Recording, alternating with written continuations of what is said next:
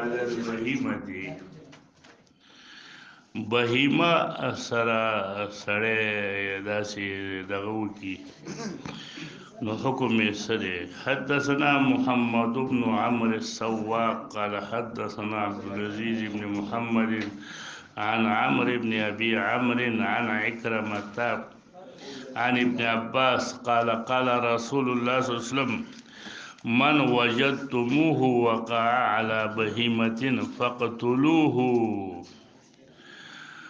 وقتلوا البهيمة. فقيل لابن عباس ما شان البهيمة؟ حال د بهیمې څه دی؟ بهیمه ولې وجلې کیږي؟ نو د هغه خو څه نقصان نشته. قال ما سمعت من رسول الله صلی الله علیه وسلم في ذلك شيئا من العلل والحكم. رسول الله څه علت او حکمت نه دی بیان کړی چې د دې وجې نه به بهیمه وجلې کیږي. ولكن اورا رسول الله صلى الله عليه وسلم، لكن ګمان کېدلی شي اورا، لكن زه داسې ګمان کوم چې رسول الله صلی الله علیه وسلم چې رسول الله صلی الله علیه وسلم باندې داسې ګمان کوم چې کرها یوکل من لحمها، ځکه ویلي دي چې دا قتل کوي دا بهیمه چې بده ګڼله چې وخوړلی شي غوښه د دغه بهیمې او ينتفع بها، یا په دغه بهیمه باندې فایده واخیستلی شي، بار مار پې وښوړلی شي، نوره فایده ترې واخیستلی شي. وقد عمل بها ذلك العمل. هسې دې حدیث کې چې سوچ موږ او تاسې وکړو چې یو بهیمه دې حد ته رسیږي چې هغه د الله رسول وایي د دې غوښه مه خورئ، همداسې یې مړه کوئ او په دې باندې هیڅ قسم تنفع مه اخلئ، نه سورېدل نه بل څه نه بل څه. نو چې بهیمې دا حکم دی چې هغه مکلفه نه ده، نو بیا هغه څوک چې مکلف دی انسان دی او هغه زناور کې د هغه به د الله په دې څومره مبوځي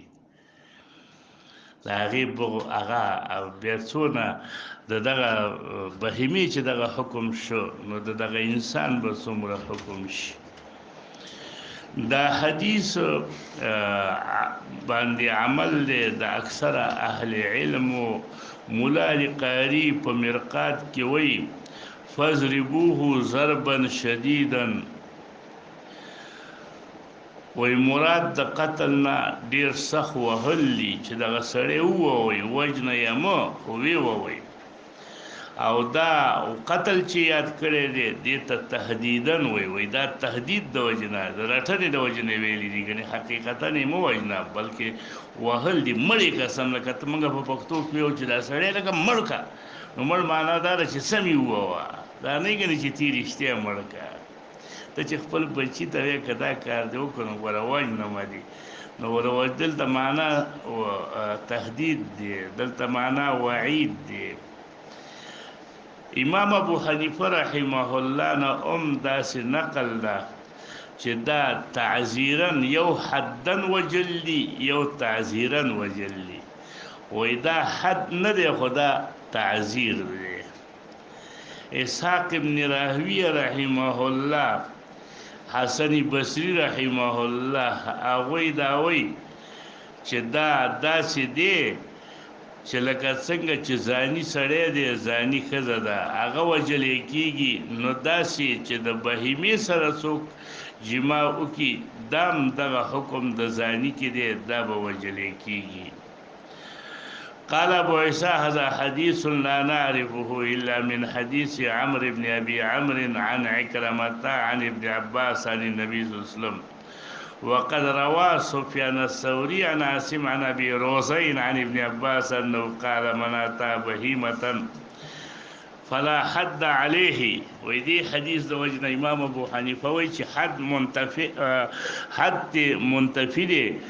نو مراد چې دا قتلولي راغلي دي دا به تعزیرن دی، وی دا حدن نه دي ځکه حد منتفی دی. د ابن عباس رضی الله عنه د روایت نه داسې معلومیږي. او دا کم مخکې روایت چې فقتلوه راغی نو امام ترمذی ویل هغه حدیث دی د عمرو ابن ابي عمرو او عمرو ابن ابي عمرو نه داسې روایت راغلی دی چې او دغه روایت عمرو ابن ابي عمرو له کمزورې دی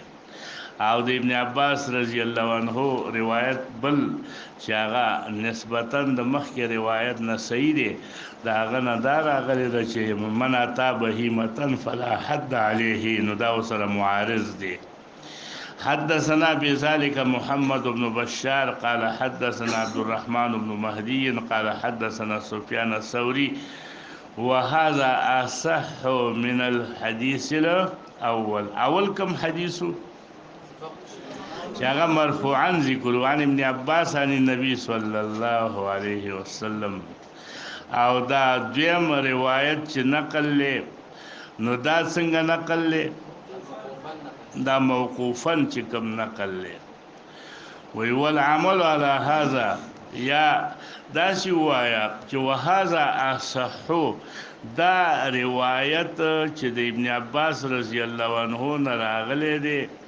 او چې لا حد علیه دا روایت اصح دی په نسبت سره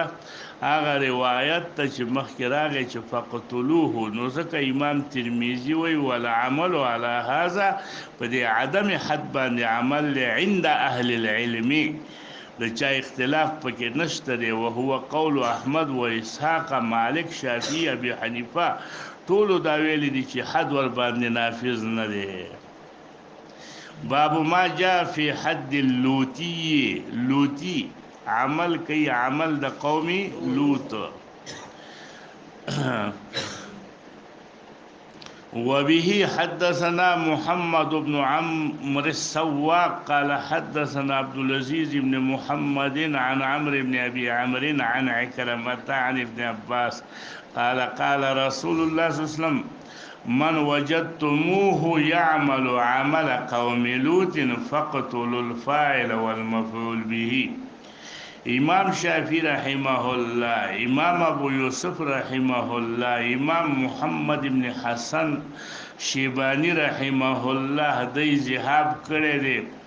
چې دا حد زنا دی دغه سړی لپاره چې څوک عمل کوي عمل د قوم لوط دا حد زنا په فاعل باندې دا نافذیږي په فاعل باندې حد زنا به نافذیږي څه معنا شو کچیرته دا محسنو رجم کیږي با او کچیرته دا محسن نو نو بیا به ته څو دوری والے کیږي او مفعول حکم چې دی امام شافعي وایي نو دی کې محسن غیر محسن نشته د دې به ماغه حکم د چای د غیر محسن چې هغه سل دوری و تغریب عامل دا حکم به د مفعولی او د فاعل حکم چې دی هغه به حکم د زانی وي بعضی چا ویلي دي د فاعل حکم به حکم د زانی محسنی زانی محسن حکم سره قتل نو فاعل چې دی د تب قتلی مفعول چې دی دا به نه قتلیږي د تبسل دوری ورکول کیږي دا مذهب دی د صاحبینو چې کوم زمون فقه حنفی دا او دا مذهب دی د امام شافعی رحمه الله قال ابو عيسى وانما يعرف هذا الحديث عن ابن عباس عن النبي صلى الله عليه وسلم من هذا الوجه په دې وجه معروف دی په دې سند وروى محمد بن إسحاق هذا الحديث عن عمرو بن أبي عمرو فقال ملعون من عمل عمل قوم لوط ولم يذكر فيه القتل لعن ذكر شوی قتل پکې نه دی ذکر شوی او هغه کې ورسره دام ذکر دی چې ملعون من اتى بهیمة وقد روي هذا الحديث عن عاصم بن عمر عن سهيل بن ابي صالح عن ابيه عن ابي هريره عليكم داسر اغلي قتل الفاعل والمفعول به دی روایت کې راځي فاعل او مفعول به دواړه قتل کوي. امام ترمذی وایي هذا حدیث فی اسناده مقال، دا حدیث چې دی د دې په سند کې څه شی دی؟ مقال دی، کمزوری ده. کمزوری به کې څه ده؟ کمزوری به کې دا ده چې ولا نعرف احدا رواه عن سهيل بن ابي صالح غیر عاصم، دا روایت صرف او صرف چا را نقل کړی دی؟ عاصم را نقل کړی دی. دا چا نه؟ دا رسته چې عاصم ابن عمر عن سهيل بن ابي صالح عن ابيه عن ابي هريره وقتل الفاعل والمفعول، دا روایت کمزور دی. وي واختلف اهل العلم في حد اللوتی، دا روایات مختلف را، الموقوف مرفوع کمزوری صحیح. نو اختلاف د فقهاو دا دی په دې باب کې دا وعاصم بن عمر واختلف اهل العلم في حد اللوتی فرأى بعضهم ان عليه الرجمه، چې په دې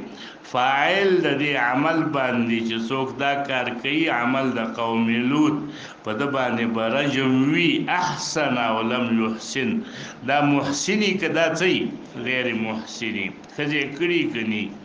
دا قول د مالک دی، دا قول د شافعی دی، دا قول د احمد فی روایتین، یو روایت د احمد ندام راغلی دی.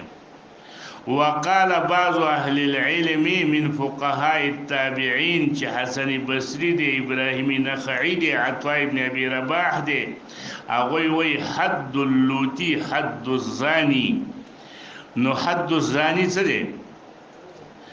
که محسن رجم کیږي با که غیر محسنو دوری بوالی کیږي. دا قول اهل کوفه دی. وحدثنا أحمد بن منيع قال حدثنا يزيد بن هارون قال حدثنا همام عن القاسم بن عبد الواحد المكي عن عبد الله بن محمد بن عقيل